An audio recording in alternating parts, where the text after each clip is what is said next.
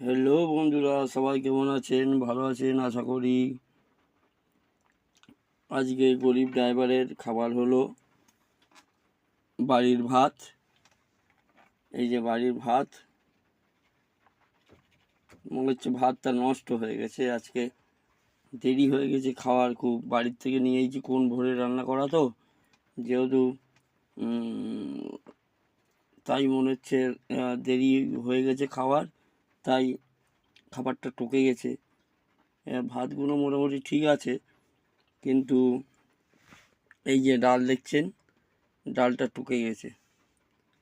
কি করব, এ তো আর ফেলা যাবে না বাড়ির ভাত, তো এই টক ভাত খেয়ে নেবো। ভাত ঠিক আছে, ডাল দিয়ে খেয়ে নেবো। খারাপ হয়ে গেছে, তা কী হয়েছে? ভোরবেলা কষ্ট করে উঠে করে দিয়েছে গরিব ড্রাইভারের বউ।